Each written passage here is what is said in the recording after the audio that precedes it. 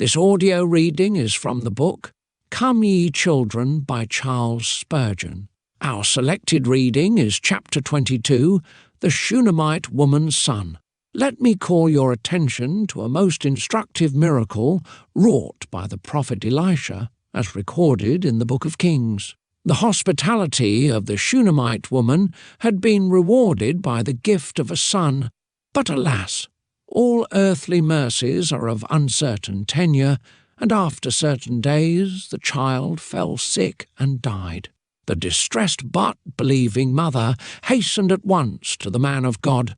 Through him God had spoken the promise which fulfilled her heart's desire, and she resolved to plead her case with him, that he might lay it before his divine master and obtain for her an answer of peace.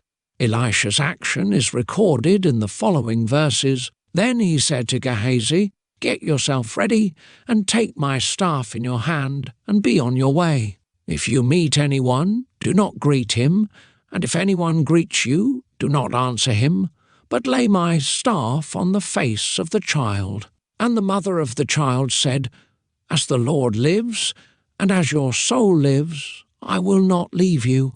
So he arose and followed her.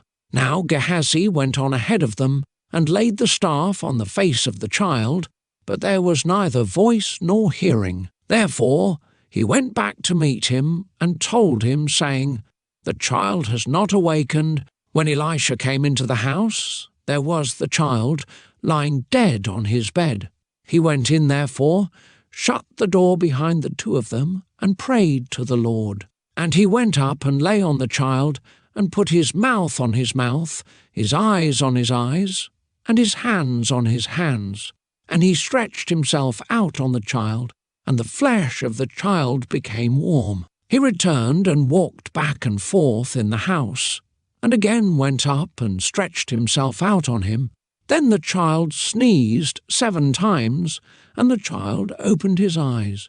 And he called Gehazi and said, "Call this Shunammite woman." So he called her. And when she came in to him, he said, "Pick up your son." So she went in, fell at his feet, and bowed to the ground. Then she picked up her son and went out. 2 Kings chapter 4, verses 29 to 37. Elisha had to deal with a dead child. It is true that, in his instance, it was natural death, but the death with which you have to come in contact is not the less real death because it is spiritual. Boys and girls are as surely as grown-up people dead in trespasses and sins. May none fail fully to realize the state in which all human beings are naturally found. Unless you have a very clear sense of the utter ruin and spiritual death of children, you will be incapable of being made a blessing to them. Go to them, I pray you, not as to sleepers whom you can, by your own power, awaken from their slumber, but as to spiritual corpses who can only be quickened by a power divine. Elisha aimed at nothing less than the restoration of the child to life. May you never be content with aiming at secondary benefits, or even with realizing them. May you strive for the grandest of all ends, the salvation of immortal souls. Your business is not merely to teach children to read the Bible, not barely to inculcate the duties of morality, nor even to instruct them in the mere letter of the gospel, but your high calling is to be the means, in the hands of God, of bringing life from heaven to dead souls. Resurrection, then, is our aim. To raise the dead is our mission. How is so strange a work to be achieved? If we yield to unbelief, we shall be staggered by the evident fact that the work to which the Lord has called us is quite beyond our own personal power. We cannot raise the dead. We are, however, no more powerless than Elisha, for he of himself could not restore the Shunammite's son. Need this fact discourage us? Does it not rather direct us to our true power by shutting us out from our own fancied might? I trust we are all of us already aware that the man who lives in the region of faith dwells in the realm of miracles. Elisha was no common man now that God's Spirit was upon him, calling him to God's work and aiding him in it. And you, devoted, anxious, prayerful teacher, remain no longer a common being. You have become, in a special manner, the temple of the Holy Ghost. God dwelleth in you, and you, by faith, have entered upon the career of a wonder-worker.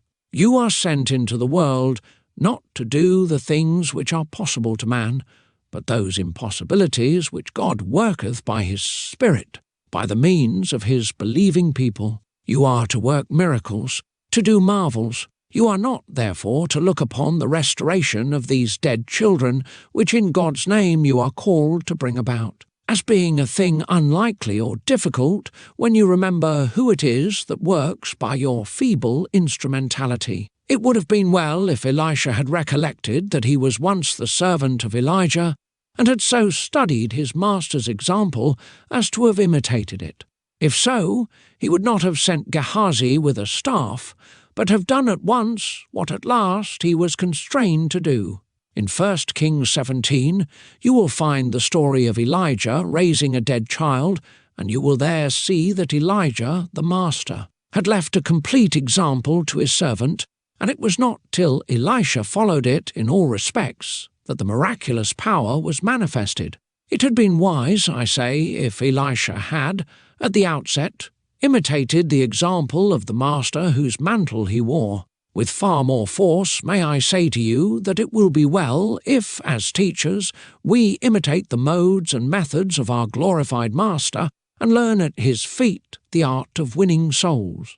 Just as he came in deepest sympathy into the nearest contact with our wretched humanity, and condescended to stoop to our sorrowful condition, so must we come near to the souls with whom we have to deal, yearn over them with his yearning, and weep over them with his tears, if we would see them raised from the state of sin.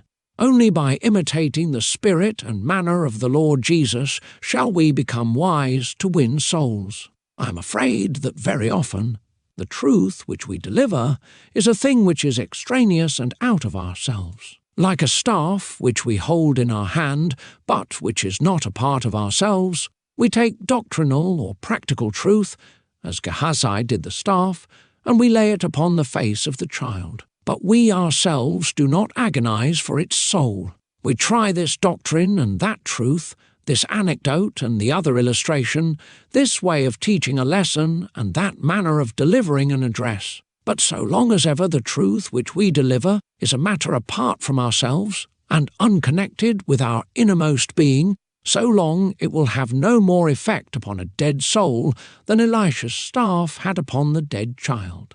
We are not sure that Gehazi was convinced that the child was really dead. He spoke as if it were only asleep and needed waking. God will not bless those teachers who do not grasp in their hearts the really fallen estate of their children. If you think the child is not really depraved, if you indulge foolish notions about the innocence of childhood and the dignity of human nature, it should not surprise you if you remain barren and unfruitful. Observe carefully what Elisha did when thus foiled in his first effort. When we fail in one attempt, we must not therefore give up our work. If you have been unsuccessful until now, you must not infer that you are not called to the work, any more than Elisha might have concluded that the child could not be restored. The lesson of your non-success is not cease the work, but change the method. It is not the person who is out of place. It is the plan which is unwise. If your first method has been unsuccessful, you must improve upon it. Examine wherein you have failed, and then, by changing your mode or spirit, the Lord may prepare you for a degree of usefulness far beyond your expectation. Elisha, instead of being dispirited when he found that the child was not awake, girded up his loins and hastened with greater vigour to the work before him. This concludes our reading. Thank you for listening.